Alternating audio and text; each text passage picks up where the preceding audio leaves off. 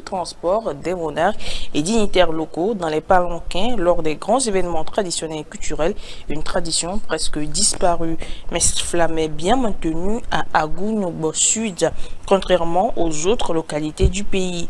Coup de projecteur sur cette conservation à travers ce sujet d'Amen Laurent Kofikuma.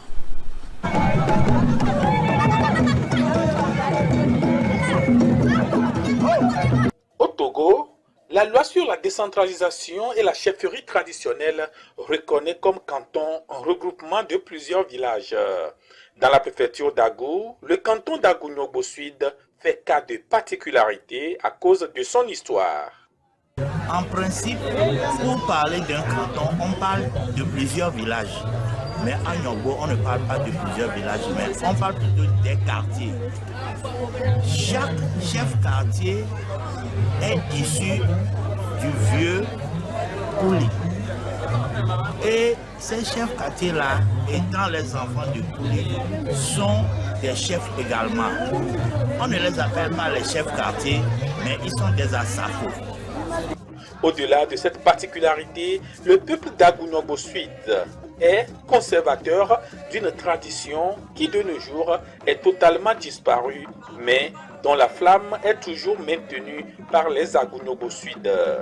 Le port des dignitaires traditionnels dans des palanquins lors des grandes cérémonies traditionnelles et jours de fête.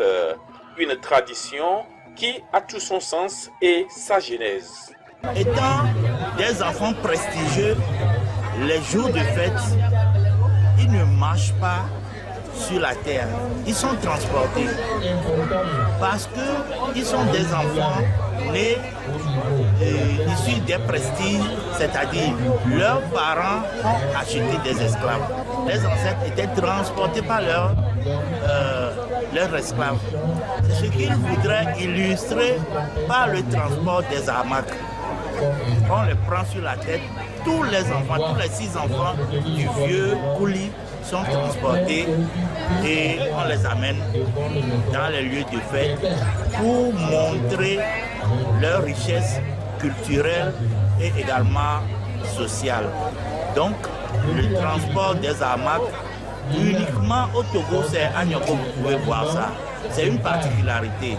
Et donc, lors des fêtes traditionnelles, tous les Asafo se mettent dans leur hamac, dans lesquels on les a pris le premier jour de leur intronisation pour circuler.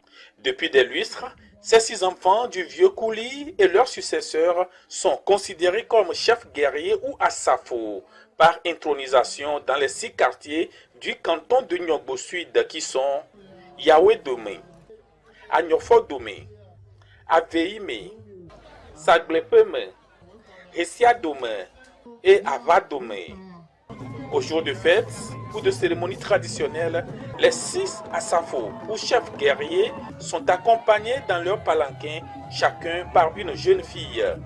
Akpakemessi, elle peut être de même quartier que l'occupant du palanquin et peut aussi ne pas l'être. Un Asafo peut sortir d'un quartier, mais la jeune fille qui est à côté de lui ne vient pas de ce quartier. Étant donné que les enfants issus du vieux Kouli sont tous du même père, même mère, elle peut demander à son frère que je veux mon apakemessi venant de tes enfants. Et ils s'échangent les apakemessi. Les jeunes filles qui sont dans les hamacs avec eux, on les appelle les apakemessi. Donc ils s'échangent ces jeunes filles-là. Somme toute, il est bon de sauvegarder, voire conserver ces valeurs traditionnelles qui fait d'un peuple son identité et sa dignité. Le mieux est de les transmettre aux générations futures.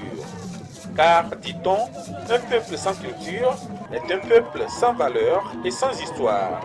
Et la culture est la seule chose qui reste à un peuple quand il a tout perdu.